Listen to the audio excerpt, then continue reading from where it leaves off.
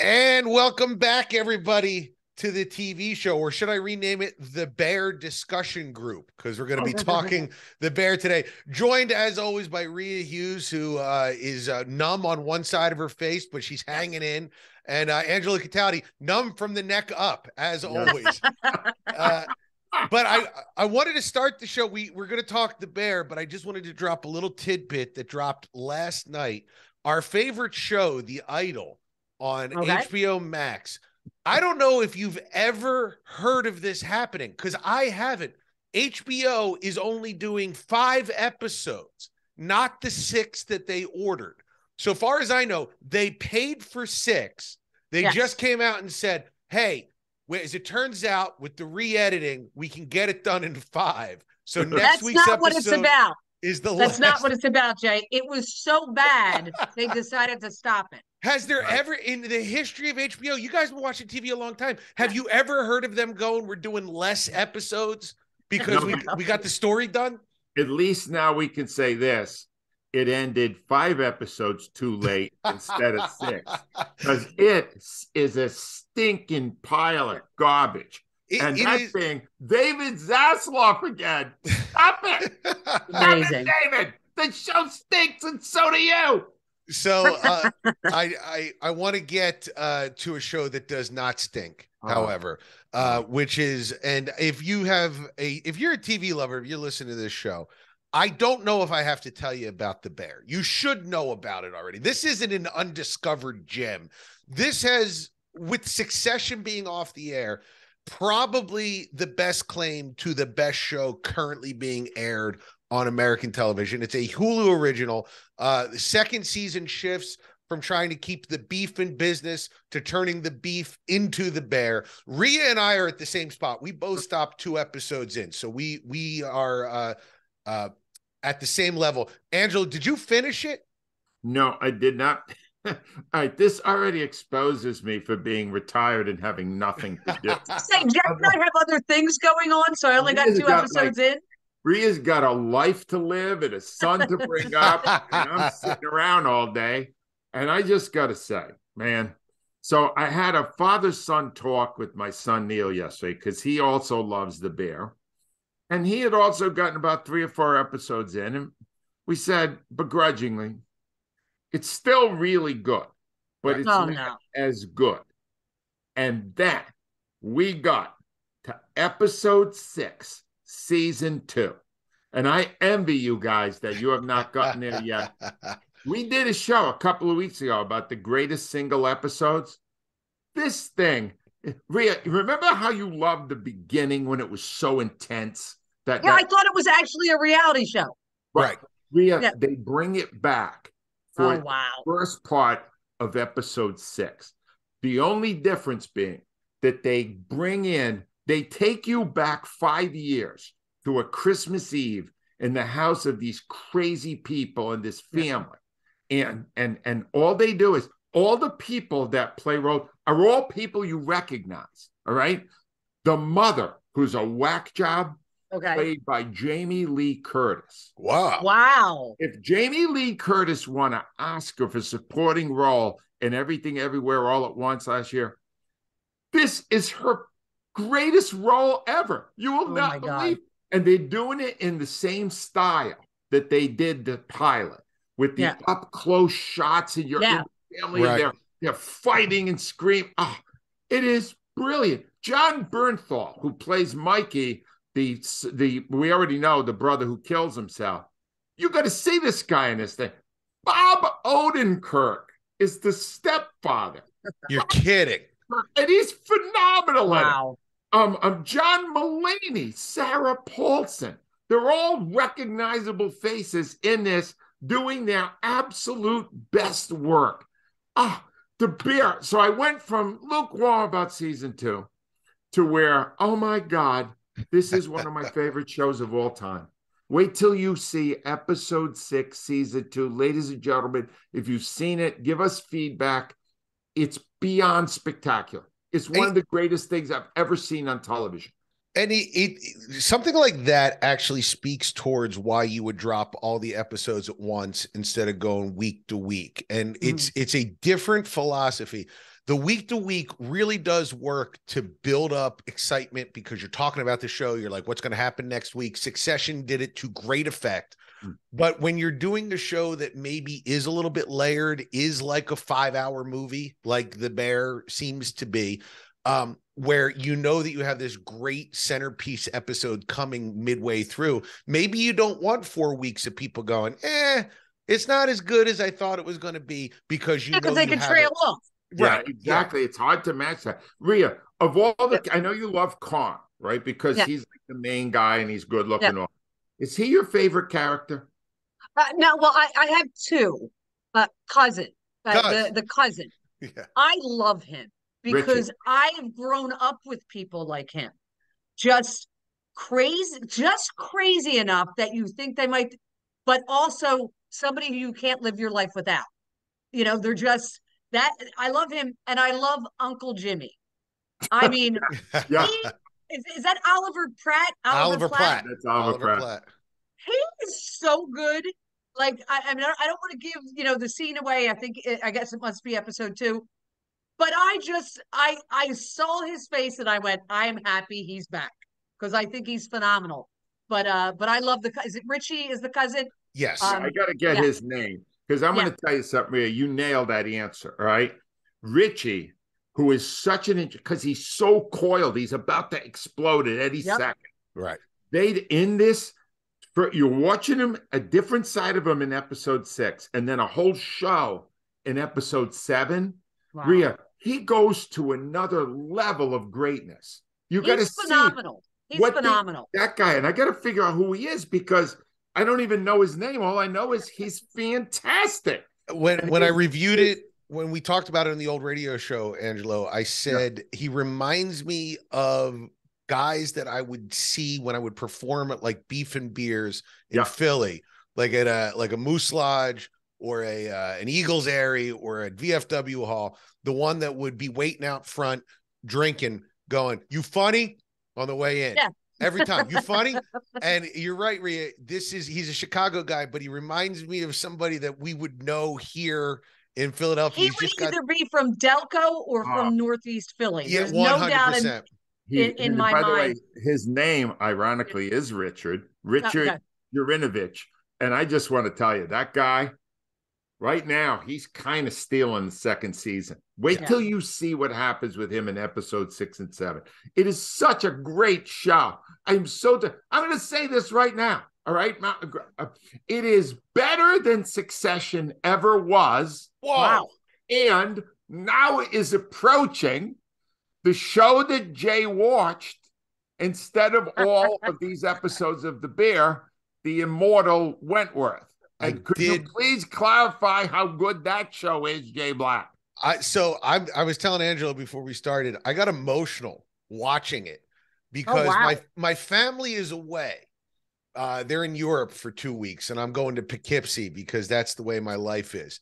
By the way, doesn't make any sense whatsoever. I'm going to do comedy in Poughkeepsie. Everybody, come see me so my family can continue to travel the world.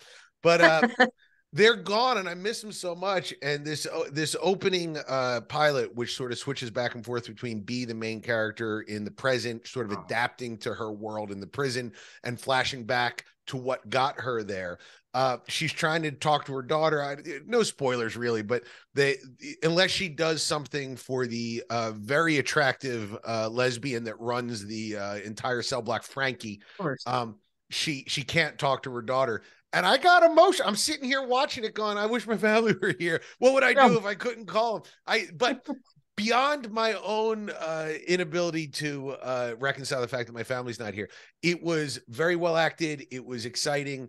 And as Angelo said, the characters are so well drawn that you're immediately brought into this very fleshed out world where there's all sorts of jostling for power. I don't want to say that it's like Oz. I mean, that's the first thing that your brain goes to, because I think Oz was more about, shocking you with what you can't see on a regular show. This is more about the stories of the women in this institution, and it was really good. So yes, go watch Wentworth. Although I will say, I want to get back to The Bear. I might have to finish The Bear before I go back to finish the first season of Wentworth. do the Bear next. Yeah.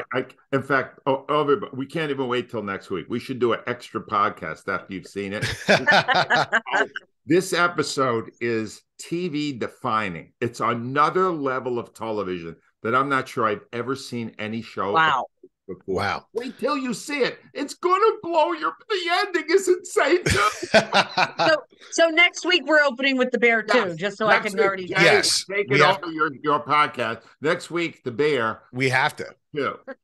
Hey, real fast, I just want to touch on, because you did see her at the end of episode 2, so I don't know exactly what happens, but Claire, the love interest, that scene where they meet up and she says, what you've been up to, and he talks to her.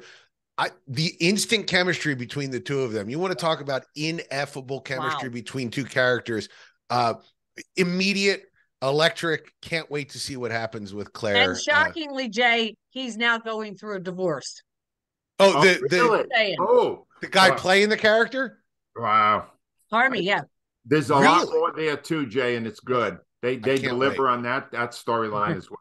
It's great. So we all give the Bear 600 out of 10. Please go watch it so you can join in with the conversation.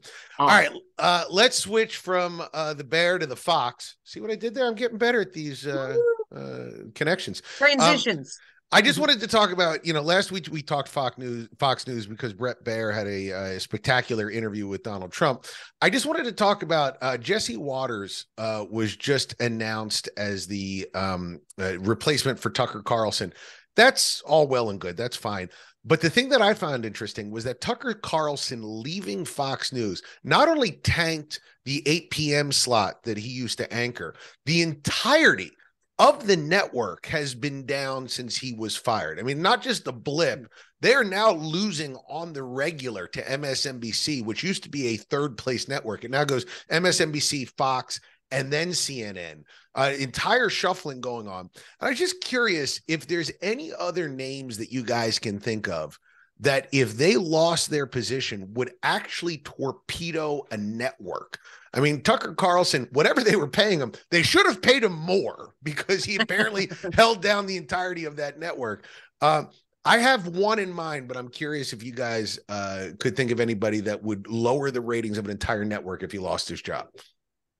Well, and the only one I can think of is in sports, and that would be Stephen A, because basically Stephen A. Smith. Okay, I didn't mean that was mine. No, I just was curious. Well, he is ESPN. I mean, literally, I don't watch a lot of ESPN anymore unless there's a game on it and it's just on. But if Stephen is on, I'll sit down and watch whatever he's talking about. So for me, it's Stephen. All right. I just want to say I do not agree with your premise here, Jay. I do not think that Fox has been fatally wounded by the loss of Tucker Carlson, because Tucker Carlson is a fraud. How do we know this? Because Tucker Carlson was saying one thing on the air about Donald Trump and texting something entirely differently.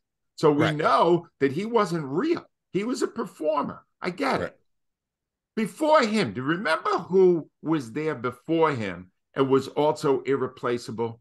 Bill O'Reilly. Bill O'Reilly. Yeah. All right? Bill O'Reilly left, and they found another talking head who would basically preach the philosophy of the station. Right. And it worked. Jesse Waters, in my opinion, once he connects with the audience, which he will get similar numbers to what Bill O'Reilly got and Tucker Carlson got, because he will be preaching the same script. Right. I do not believe he's irreplaceable. I don't think anyone's been irreplaceable at a network. This will date me. Since Walter Cronkite, CBS, the 80s, because he truly was the face of a network news agency. And the most trusted man in America, right? And when they put Dan Rather in for him, they actually kind of nudged him out the door. Right. They never got back to the numbers Walter Cronkite got. Nowadays, it's not who it is, it's what they represent. The message. And I do not believe that the loss at Fox right now because of Tucker Carlson is permanent, because he was a fake. He was a fraud. Don't they read about what these guys really think versus what they say? Well, this is the whole essence of what we did on our show when I was there, Jay. Just be yourself. Right. Put out there what you feel, and don't worry about whether or not people are going to be offended by it. I think the operative word there is. This is not a fatal blow. It's not. I think the operative word there is read. What he was saying. How can you be that popular when you were faking it? I mean, that's what I'm curious about, if Jesse Waters gets back to those numbers. But just going back to what Rhea said about Stephen A. Smith, I think you're right. I think that the big shift is that the opinion economy is the one that matters, because the news, everybody gets the news. You can get the clips anywhere. Twitter, Instagram, anywhere. And quicker than SportsCenter can get it to you. And, getting a guy that you find compelling to tell you what they think about the clips is more interesting, I think, than the clips themselves. So, we'll see if Jesse Waters can do it. But I can't think of anybody else. I mean, even Rachel Maddow, who's basically the face of MSNBC, she's down to one night a week, and they're doing better than they ever have. So, it doesn't seem like there's anybody that's replaceable. Well, there's one person who's irreplaceable. That's Rhea Hughes talking about British TV. What do you got for us this week, Rhea? So I have a really cool show that I think just kind of dropped on PBS. I get PBS via my Prime subscription. I think I have to pay for an extra subscription, but for me, that's fine. It's called Vandervalk. Now it's VANDERVALK, Vandervalk. And it stars Mark Warren as the titular character in it. It's a police procedural. It's based off the wildly popular same name of the show that ran in Britain from 1972 to 1992. Oh. But this time they brought it back, and they have it in the city of Amsterdam, which is really interesting. It's English, with a British accent, but you don't need subtitles or anything like that, because they all speak English. But it's really good. It's got that Mark Warren plays the main character, the detective. He's got his inspector Lucien. He's got this analytics kid nerd, Cloovers. I love it. It's your classic police procedural, but it's really smart. Some humor in it. The first couple of episodes dealt with a double murder. I loved it. 74% on Rotten Tomatoes. So I'm almost through the first season. There are 2 seasons out now, but I've heard that a 3rd season is coming out. But if you like smart, well thought out police procedurals, this is a really good one. Nobody does it better than the British when it comes to they're so good at it. Them and murder. They really love it. Well, here's the difference in this one. Because it's in Amsterdam, they do have guns. Oh. So there is a little bit of you see guns drawn, which kind of shocked me. And then I remembered, well, they're in Amsterdam, they must be allowed to have guns, which they're not allowed to, obviously, in England. But really very well done. I really like the main character a lot. I don't really know what his relationship is with his inspector. She's very attractive, but it's really well done. They basically took a very popular season and series and they modernized it. I have a theory about why they're so good at it, Angelo. It's because they don't have the budgets that we do. I honestly think that if you come from a culture where you can write in a car chase and a car chase materializes in your show, you rely on the car chase. If you don't have a car chase, you have to make a mystery that's more compelling than a car chase. I'm not saying that budgets make it bad. I'm just saying that sometimes you have to work around to make it better if you don't have the budget. Are you trying to say on this podcast, Jay Black, that you can do a drama without explosions? It's my hot take. That's my Stephen A. Smith hot take, everybody. Wow, no explosions and it's still good. Exactly. Oh no. You know what? You're making a joke, but there is executives right now going, this doesn't make sense to me. We need an explosion. And Teen Corner, what do you got for us this week? This is going to be fun because I'm pretty sure, Jay, that you watched it. I don't know, Angela, if you watched it. Do you remember the show Freaks and Geeks? Yes, love that show. Great show. And here's the crazy thing. Because it's become such a cult classic, we think it ran a lot longer than it did. And it only ran for 1 season. Yep. Because at the time, NBC, they were all doing, police shows and all that kind of stuff. And they couldn't figure, and it was, I believe, co-produced by Judd Apatow. Yep. So Judd Apatow and Paul Feig. Paul Feig. Yep. So just what it's about, and the reason that we watched is Clark is going into high school. So it's basically, your freaks and your geeks in high school. It's, the freaks who are hanging out smoking pot underneath the bleachers. And then the geeks are the kids who were, the mathletes and everything like that. So Maine are brother and sister.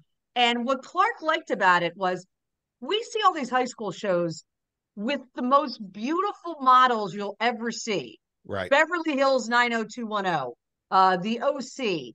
Clark was watching this and goes, I've gone to school with people who look like that. Yeah. So that kind of really resonated with him. And here are the list of stars that came out of that show. James Franco, Seth Rogen, Jason Segel, Linda Cannellini, who I love. She's really underrated. Yep. Love her. John Francis Daly. All these huge stars came out of it, but they literally, it's 100% on Rotten Tomatoes. And the crazy thing about it was, they canceled it after only airing 12 of the 18 episodes. Yeah. It was insane. They eventually, some other network did, but you can watch it on Hulu Plus. You can purchase it on iTunes, Prime, Vudu. But it's a really, it's a classic, and it's basically based in the 80s. It's a really good high school show that kind of accurately depicts that high school is not all about these beautiful models. It's about being awkward and, scared and all that. It really tells a good story about high school. I'd watch it, but I'm worried that my experience as a popular hot jock would not be able to relate to freaks and geeks. I used to bully those people. Are you kidding? Yeah, I don't think I could relate to any of that either. Right. Angelo, what did you want to review this week, or did you want to just go back and talk more about the Bear? No, I did work on a kind of a overriding theme this week on that. I decided I hadn't been talking enough about movies, and I love a good movie. Sure. And I saw 2 movies this week, one in the theater. In the theater? Wow. The second one, right, and the second one on demand. And it was fascinating to look at the 2 of them because, one, I'll be honest with you, the reason I wanted to watch the movie You Hurt My Feelings is because it's a topic close to home. Yeah. It's about Julia Louis-Dreyfus. Brilliant. She has done so much great stuff. Yeah. She plays an author who finds out that her husband hates her latest book, right? Here's what's weird, because see, I wrote a book, and I'm having a hard time getting good feedback from my wife, who seems to be struggling to get through it. Really? Well, I don't know. She wants the audio book. She likes to hear me whispering in her ear or something. Sure, the ASMR of Angelo. Wow, Rhea Hughes, God bless her, has given me great feedback, positive feedback on it. So I'm feeling good about it. But I love the book. Just spoiler alert. I love it. Thank you. It's called Loud. It is now available on pre-order at Amazon. All right, but here's the thing. So I watched the movie and I realized what I don't like about the movie. Julia Louis-Dreyfus is not funny in the movie. No. He's not funny in it. Other people around her are funny. I need her to be funny. Because she's good at it as anyone in the world. Yep. And the movie was kind of it got a 60-something on Rotten Tomatoes audience, which is what I watched the most. It wasn't that good. Then I went to the movie theater to see No Hard Feelings, starring Jennifer Lawrence. Oh, right. I know exactly why you went to the movie theater to see that movie. Am I allowed to say it? Say it. She's nude in a scene. Extremely nude. Yes. and Rhea, while I know this may make me come across as a bit of a creep, on TV, Rhea, you can rewind. You can freeze frame. No, but that's not. Why did you do this? Rhea, make me look like a loser. All right. Anyway, bottom line on it, it's really good. It's not great. It's really good because Jennifer Lawrence is hilarious in it.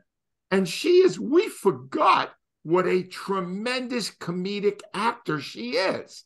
You will see her take an ordinary script, frankly, based on kind of like a very creepy premise. Basically, these overprotective parents want their son to have somebody to show them the ropes before he goes to Princeton. Right. And Jennifer Lawrence to do it.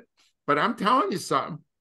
Here's the bottom line on what I'm saying. I totally recommend No Hard Feelings in theaters, soon on demand. And I don't recommend You Hurt My Feelings because it's Julia Louis-Dreyfus doing what she doesn't do great, and Jennifer Lawrence doing exactly what she does great. I'm going to There say was an interview with Jennifer Lawrence, and she said she wanted to have some fun, and that's why she did the movie, and clearly she does. Watching it, you will also have a good time. Two genres, though, that are that have been around for many, many years that I hope continue to be around. So I hope that people go see both of them. Actually, the twee literary movie, which of which there used to be a lot. Woody Allen used to make a lot of them.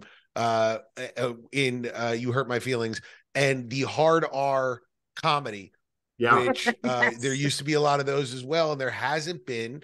I'd like to see more of both. So please, because there's no explosions or car races in them. One other thing, by the way, there were lots of explosions during the previews, which they showed 7 of at the highest volume known to man. I laughed, Rhea, and I was asking them to turn it down. But one last thing, we have lost sight because of COVID and the great experience of taking your wife or your husband or somebody to a movie theater. Yeah. And we did it. And I'm telling you, it's still awesome. Do it. It's my favorite thing in the world. Great. And Jay, these are still great shows we're watching, but there's nothing better than seeing them in a theater. Nothing. No, as I've said, one of the last things I did right before COVID was I took my son to see Casablanca in a packed theater. Wow. And just the experience of something that we had seen together on television and really enjoyed, but to see it in a packed theater where everyone laughed at every line that Rick said, it's nothing like it. It's my favorite thing. All right, last topic, and we'll try to get through this quick. Paramount just announced that this show, Star Trek Prodigy, which I don't watch, is canceled. The thing that kind of upset me, though, is that they're not just not coming out with a second season. They have removed, or they're going to very soon be removing all of the episodes from streaming.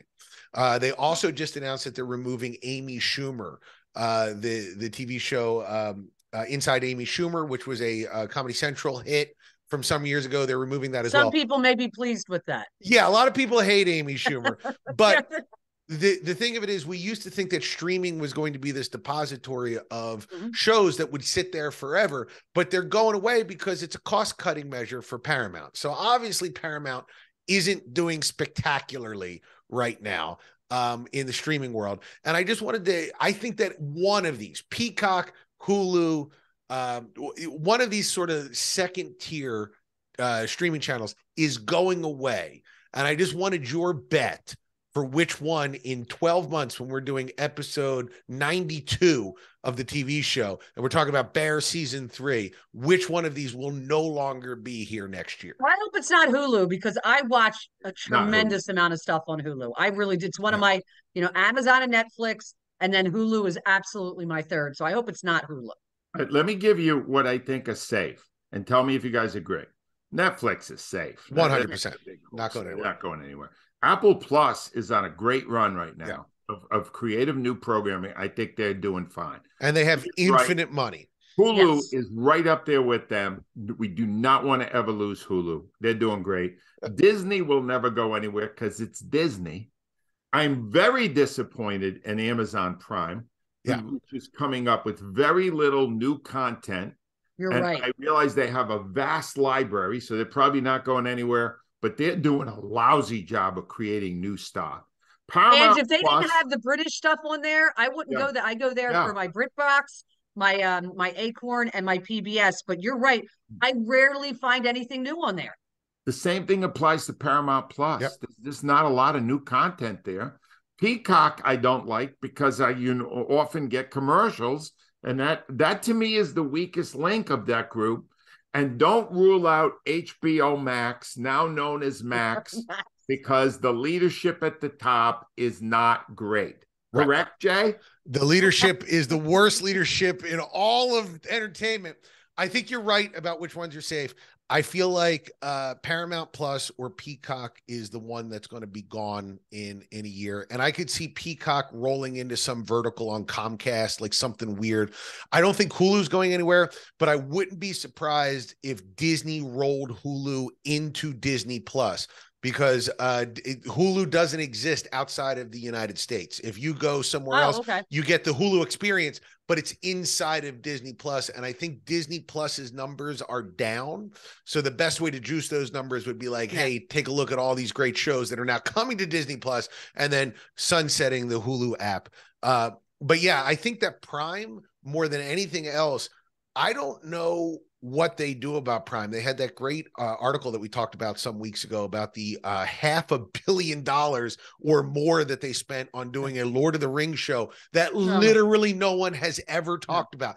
Ever. You've never heard anybody go, except for us, talking about how nobody talks about it, this show. So I think that I could see a change in leadership, but Jeff Bezos just has too much money for that to disappear. So yeah, Paramount or Peacock, the two P's are going to be gone. Prime, I think, is probably safe. So, okay, what did we talk about this week? Here we go. I just want to start The Bear. Hello. Yes. Watch it, please. It's on Hulu. Season 2 is completely bingeable right now. One other thing, man, note the way they use music in it. Oh, it's so good.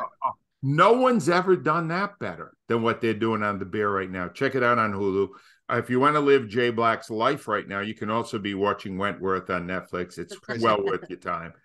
PBS has Vandervalk, another murder thriller in the British realm. Check that out on PBS. Freaks and Geeks on Hulu. On demand, you could see a movie that will depress you, starring Julie Louis-Dreyfus. That's on demand right now. And in theaters, soon on demand, No Hard Feelings, starring Jennifer Lawrence. Very nicely done, everybody. If you've enjoyed this show, which, by the way, we had our biggest download week ever last week.